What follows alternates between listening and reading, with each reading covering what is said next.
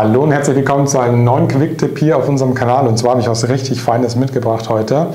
Wenn zum Beispiel mal das Wetter draußen so überhaupt nicht zum Rausgehen einlädt oder ihr wollt eure Kinder bei Laune halten, dann könnt ihr euch hier von der offiziellen Matze-Seite so ein Modell hier selbst zusammenbauen. Ich zeige das mal eben kurz hier in die Kamera. Also das hier ist ein CX5. Kann man sich ganz einfach herunterladen, ausdrucken. Es nennt sich Mazda Papercraft, also ein Papiermodell von zum Beispiel eurem Auto. Da sind ganz viele Modelle mit enthalten. Es gibt zum Beispiel den Mazda 2, den Mazda 3, Mazda 6 gibt es. Dann gibt es sogar den CX3, der ja aktuell nicht mehr zum Neuwagenverkauf verfügbar ist. Es gibt den CX5 und sogar hier so einen MX5.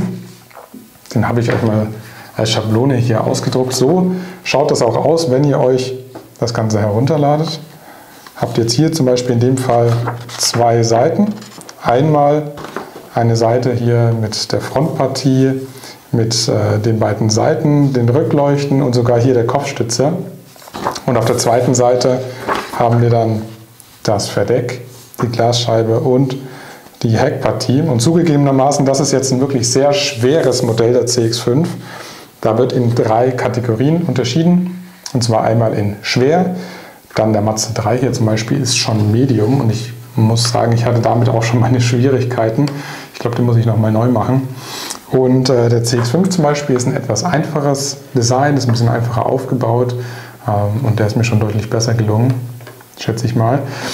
Ein kleiner Tipp von mir am Rande, wenn ihr sowas hier ausdruckt zum selber machen, nehmt ein Papier, das ein bisschen stärker ist.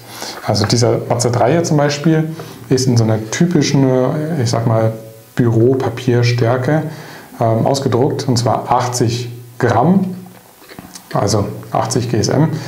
Ist ein bisschen weich, man sieht sehr schnell die Druckstellen, zum Beispiel hier in der Motorhaube, und die Klebestellen schimmern auch so ein bisschen durch. Und hier beim CX5 habe ich das Ganze in 120 Gramm ausgedruckt und dann lässt sich das schon alles ein bisschen schöner modellieren. Ich denke, 160 Gramm ist wieder ein bisschen zu steif, aber 120 ist eigentlich so das goldene Mittelmaß. Ja, und was ihr noch dazu braucht, ist natürlich hier einmal eine Schere zum Ausschneiden das Ganze. Dann habe ich mir hier noch so eine Pinzette genommen, um zum Beispiel diese ganz kleinen Stellen ein bisschen besser zu lösen. Dann den Kleber und einen Pinsel zum Auftragen. Ich habe mir hier noch so einen Plastikdeckel genommen, da konnte ich immer genau einen Tropfen Kleber drauf machen und dann den Kleber verstreichen. Ihr könnt natürlich auch hier so ein Zahnstocher-Set nehmen. Ich denke, das hat jeder zu Hause, falls jetzt gerade kein Pinsel parat ist. Ja, und dann geht es eigentlich schon ans Ausprobieren. Ihr seht jetzt gerade mal, wie ich den CX5 hier zusammen gemacht habe. Das Ganze habe ich mit einer 200-fachen Beschleunigung jetzt hier mal abgespielt. Also ich war da schon gut eine Stunde dran beschäftigt. Aber am Ende, glaube ich, habe ich doch ein relativ schönes Modell, das man sich doch auch an den Schreibtisch stellen kann oder zum Beispiel vielleicht auch in eine kleine Vitrine. Und so hat man sein Fahrzeug, das man vielleicht sogar täglich bewegt, auch in Miniaturgröße zu Hause stehen. Und das ist doch eigentlich was Feines. Also alle Links sind unten in der Videobeschreibung. Könnt ihr euch mal anschauen, euer Modell raussuchen und ausdrucken.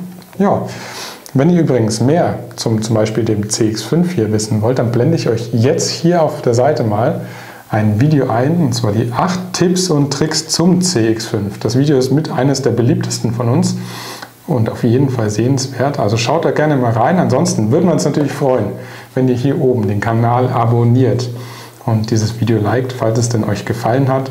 Drückt am besten auch gleich die Glocke, dann kriegt ihr nämlich immer eine Info, wenn wir ein neues Video hochgeladen haben. Und ansonsten würde ich sagen, sehen wir uns einfach wieder beim nächsten Video.